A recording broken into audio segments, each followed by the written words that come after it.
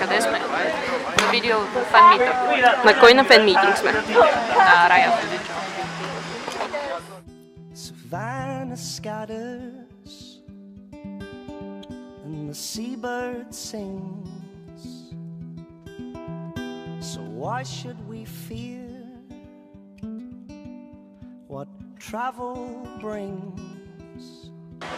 So Raya's getting a henna tattoo on her hand, and yeah, This is incredible. it looks awesome. I've never had one before. Yeah. Oh my gosh, she's unreal.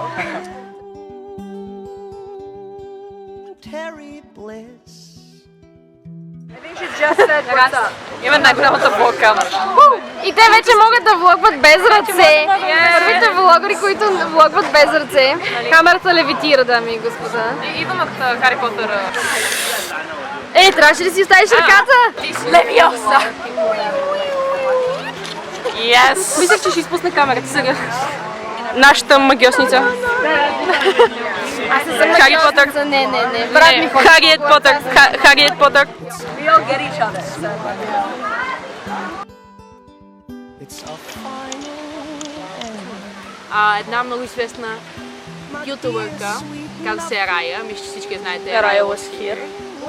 Направи фен среща в София и ние се срени. Решихме да отидем и да видим. Това ни беше първата фен среща на каквито и да е ютубъри. Да. И се запознахме с наистина много готини хора. Тя като цяло е много готин човек, много забавен. Много земен. Много земен човек. Говорихме се на много теми, за много неща. И тя също ми направи впечатление, че ни разпитваше за нас.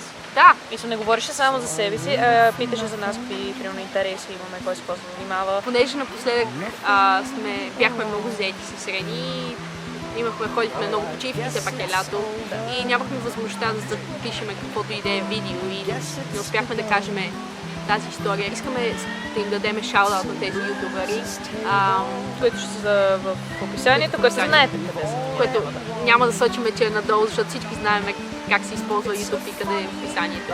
Това беше Story Time в парк. Беше Story Time в парка. I guess I was busy